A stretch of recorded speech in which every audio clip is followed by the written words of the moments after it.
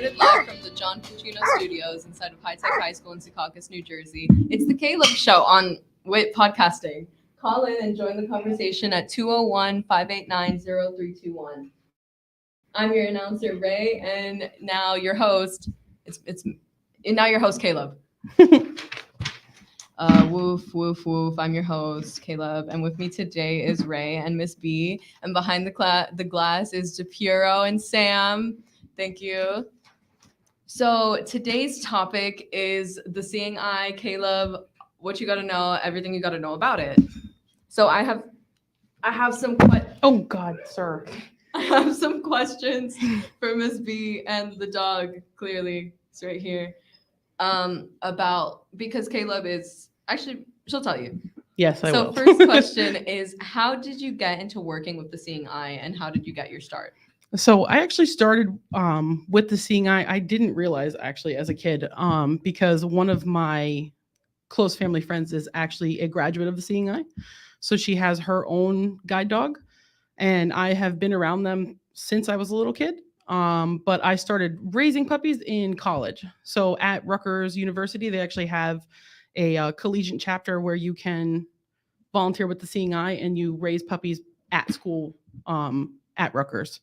So that's where I started. I happened to go to the orientation for Rutgers, and while I was sitting in the crowd, one of the raisers that was already in the club walked over to explain what their club was about, and they picked up a tiny German Shepherd. I will never forget it. His name was Mac.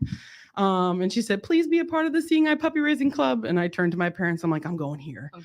Yeah, I was like, that's it. I actually was between a couple of colleges, and then they picked the puppy up, and I was like, I'm staying here. And my mom was like, okay. So that's really sweet. Second question is, did you experience a learning curve of training your first dog, Carl, or did it come easily? There were some parts that I had to learn. Like, I've had dogs all my life since I was a kid. My dad was like a huge animal person, so we constantly had dogs. We had so many different animals in my house that honestly, I think I had like 18 animals in my house at one point, but we always had dogs since I was little. So it was something that I naturally knew how to do or like learned how to do when I was a kid. But the way to train with the seeing eye was a little different. So learning how to work with their dog specifically, it was definitely a learning curve. Thankfully, they were really good at making sure that we had, particular training. Like every week we would go to club, and they would teach us how to do things. Like one of the biggest things that I noticed before I started with the club was that the dogs pulled. And I was like, I thought your dog was supposed to be at your side. Like, because normally when people train their dogs, they train them to heel. But the seeing eye puppies are different because we have to encourage them to pull in front of us. I know now he's like, oh, give me a hug. They actually have to be pulled, like they have to be encouraged to pull because they're eventually going to, sir. They're eventually going to be pulling a person, from destination to destination. So it's a little different. Sir, absolutely not. Oh my God. Okay. It's a little different than a regular dog. Do I want to know? Did you get a piece, sir? It already looked like that. Okay. I don't think you did. Okay, never mind. It already looked like that. Yeah. Might be. So on to the next question? Yeah. Okay. What do you wish more people knew about service dogs or the seeing eye? Like, what are some misconceptions that you wish people didn't really have? Oh, goodness. I think my biggest thing is that any dog can be a service dog. I've noticed throughout the years that, especially with training them, I have come in contact with people who have fake service dogs. And it's very detrimental to people who actually need their dogs. And I don't think people really notice. He's like, I also want to make noise. I don't think people notice how important it is to not have their dogs around because they're not fully trained to do those things. So having people understand that service dogs have a purpose in those areas, or like being able to go to the store and being able to, be at like the movie theater or wherever it is. People kind of like, oh, I wish I could do that with my dog. And I'm like, yeah, but like your dog, I promise you, doesn't wish that they could do that. So that's really my biggest thing, is knowing like service dog work is for an actual service dog rather than just being able to take your dog places. Yeah. I know that's definitely a thing because like I follow a blind person that has a Mhm. service dog on Instagram, and he's always talking about like how his day goes with like Mhm. the dog's name is Mr. Maple. It's the cutest thing ever. Aw. It's so cute. And it's like he takes that dog everywhere. It's not because I feel like people think of it as like, oh, you're just bringing your puppy around everywhere, Mhm. no. But no, they're a mobility aid. They are necessary and like a medical device Mhm. for like medical terms. I don't know. Yeah, that's actually a big thing too. That's one of the other things is that like people see a dog and they're like, "Oh, I want to play with the dog." And they don't realize that that dog is constantly working for that Yeah. person. So, it's the same thing as like would you walk up to somebody and like be like, "Oh my god, like can I touch your wheelchair?" You know what I mean? Like it's Yeah. kind of the same thing and people don't realize that because they see a cute puppy and they don't understand that. But there are times where like having other dogs around or having people distract them can actually be dangerous for that person. So Like not even just oh, did you click a button? did I touch something? I don't know. Oh, sound effect. Oh. Not even just for like blind people, because service dogs, well, they Mhm. aren't just for blind people, but also like to alert people if their like blood sugar's going low, Yep. like diseases like that. So you can literally kill a person by distracting their dog for too long and them not being able to like alert of an episode. Yeah, I've actually seen that a couple of times. Like, and I've worked with other like service dog people, and I've had people talk about how like there are dogs that do no, my goodness, my bad. Oops, sorry. I might owe you a new microphone.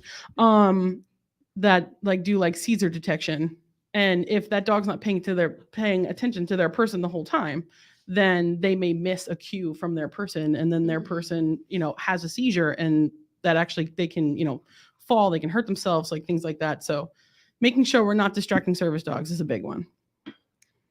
Next question. What were the most notable or major personality traits of all the dogs you've trained? The most notable, honestly, I've noticed through all of them is their confidence. I've worked with some dogs who do not have the amount of confidence that Caleb currently has. And that's definitely something that I think that they need. I know, I was gonna say, I see your slip in there. Gorgeous. Yeah. Always They support the tush. their confidence is a huge one. Like if they're confident, they want to learn new things, they want to see what different things are. Being able to just kind of have that like gung-ho attitude of like, okay, let's do it, let's learn, let's figure this out is usually the biggest thing that I noticed so far anyway. Boy. He's like, what? Oh, now he just wants to knock them off. Okay. He's like, if I don't have toys, I can chew on you. Yo. we can cut this out in post, maybe. No, it's fine. It's fine. He's just trying to give his 2 cents too. He's about 5 months old. Still a baby. Yeah, he's still a little guy. Oh. I'll have him till he's about 15, 16 months. So he's still on the young guy scale there. Okay, next question. What's the most difficult part of being a puppy raiser, and what's the most rewarding part?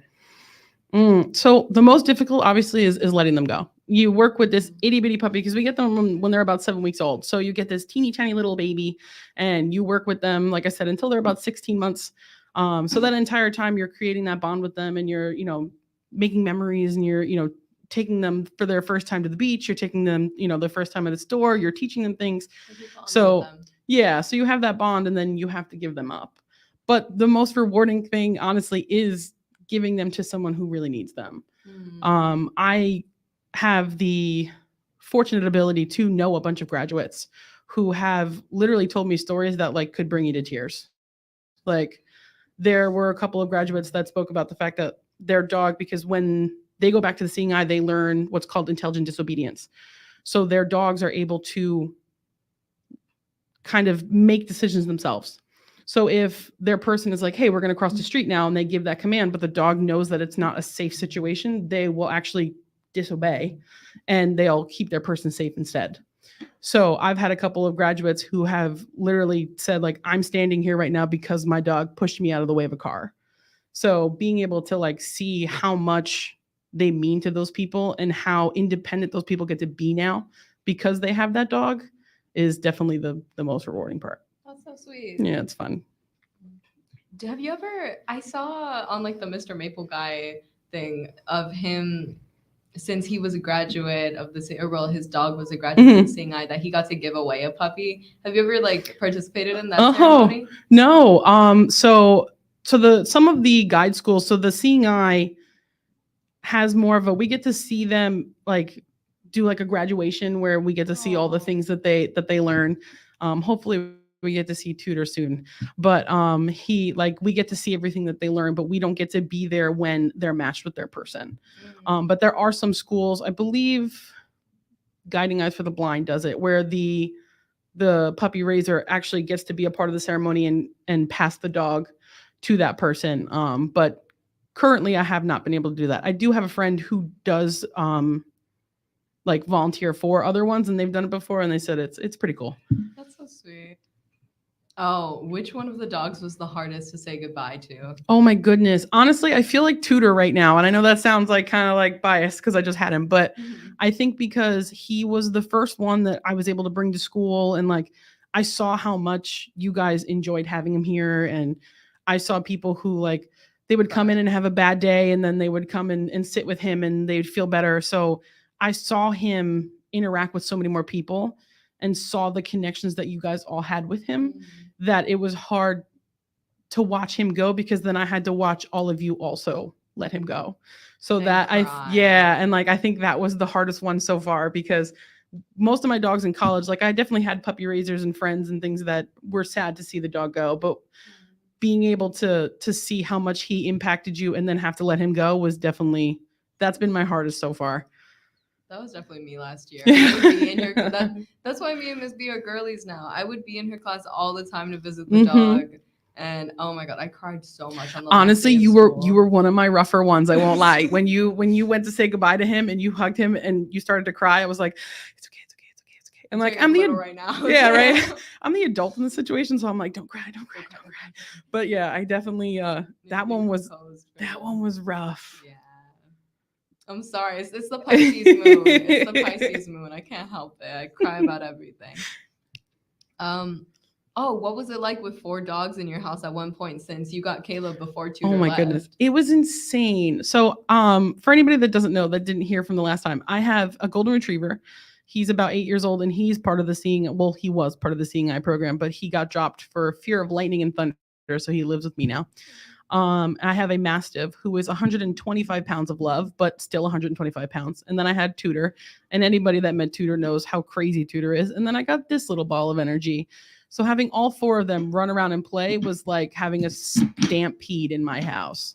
I think everybody in my house was very thankful, unfortunately, at least a little bit, that we went from 4 dogs to 3 dogs.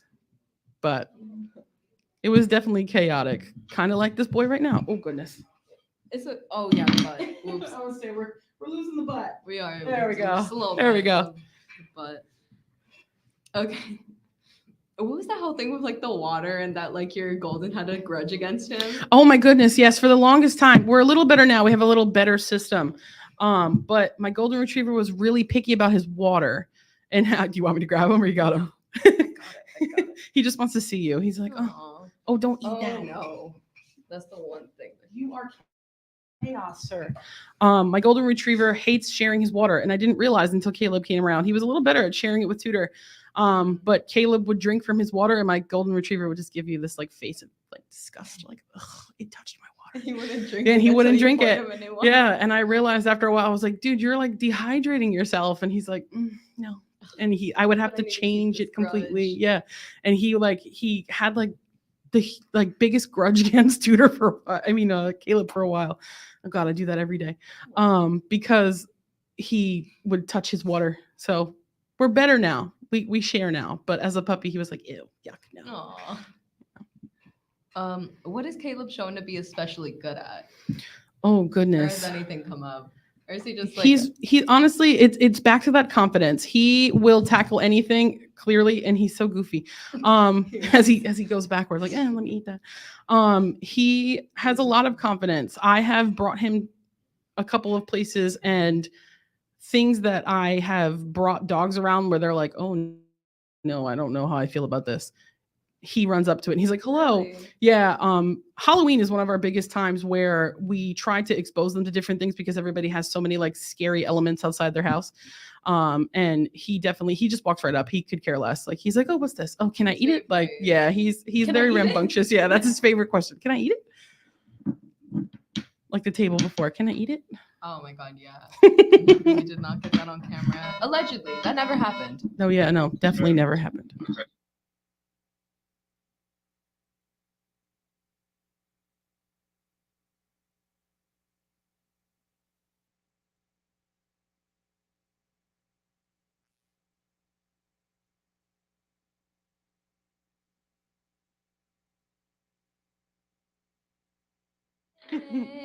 Oh.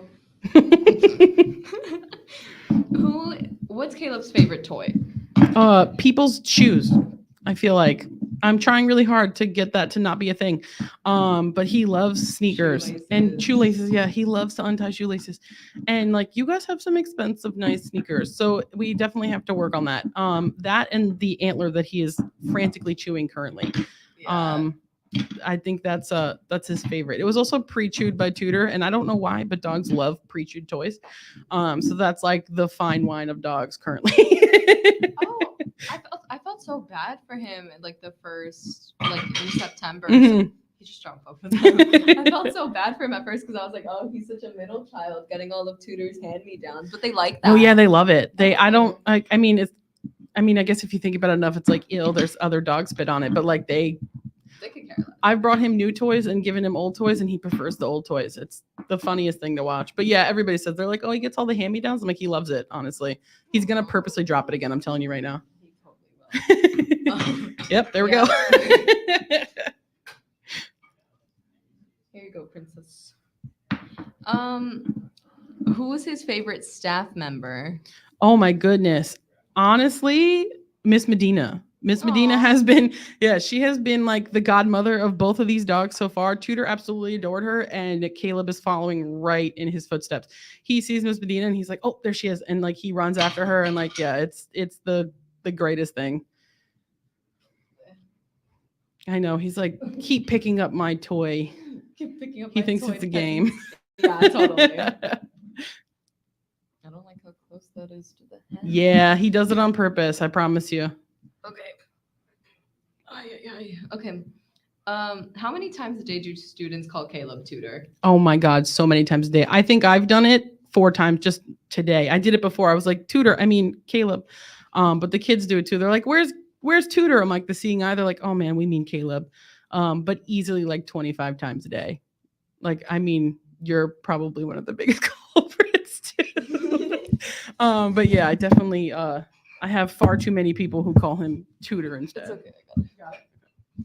Wait, does he? Oh yeah, he's totally chewing. on Oh, these. Yeah, sir, I thanks for can't. that. Come here. Oh, God. Oh, yeah. Microphone this way. Okay. No, It's a- I guess not. Oh, Oh, yeah, we got it. Okay. We're good. Great. Sorry, guys. He loves things that aren't food. Yeah, he loves everything that he shouldn't have. Does Caleb have any weird habits or quirks besides? Honestly, it's the shoe thing. He likes to untie shoes. I realize that's He's his really biggest thing. good at it. Like he likes to chew on it, but he also like he hunts down the ties of the shoe so he can the laces so that he can pull them. Mhm. And like once he's done, he doesn't want it anymore. Like I've realized he's like, okay, I pull it, and then he's like, okay, the next shoe, and then he goes to the next person. But untying shoelaces is his favorite thing. His big thing. I feel like Tudor was more of like a food person, and he's Oh, more like yeah. a toy guy. And he currently likes to dip his head into garbage cans because he found something in a garbage can once that tasted fantastic. So now every garbage can he sees, he's like, oh, and he wants to like survey what's inside the garbage can. But those are the only 2 right now, thankfully. What has Caleb learned so far, like out of the obedience training, like his So progress? right now he has sit down actually in English and in Spanish because everybody's been teaching it to him in Spanish as well. Yeah, he loves it. He responds to both. Bilingual. You good? There you go. He's like, oh no, this way. He knows down, but he tries really, really hard not to do it. It's okay. You got it? You're good. Okay. Have full confidence. Slip out at all. He is definitely a not a huge fan of down. He tries to not do it, but he does know it. And then we have rest, which is equivalent to like stay for a regular dog. But it's not his favorite because he really likes attention. So if you walk away from him for a stay, yeah, you. Well, I'm sorry, arrest. He tries to run after you because he's not for it. He's like, how dare you leave me alone by myself? But those are his 3 right now. 3. And yeah, that's pretty much all the questions I have for you right now. Thank you so Cool, much, cool. Miss B. Of course, anytime. And our shining special guest. Thank you so much. Who might owe you a new microphone at this rate. He looks like he's gonna talk. Yeah, right. From this angle. He's like, now it's my turn. What a good guy. Oh. He's like, public service announcement. Please feed me treats. Public service announcement about the public service. That is big. But yeah, thank you so much, Caleb Bordanavi and Ms. Bordanavi. Of course. We will see you. Thank you for being featured on WHIT, which you can check out their YouTube and Twitter. Oh. Thank you so much. Goodbye. Oh, we're falling. Yeah, we're falling. Are we taking y'all fade to black, please? I got butt. Thank you. I got butt. I'm on butt duty. I'm on butt duty. I'm on. Oh my You want god. to take 'em? Oh, yeah, probably. Here, sir. There you go. Big pain in the butt. He got like tangled in the headphones and something.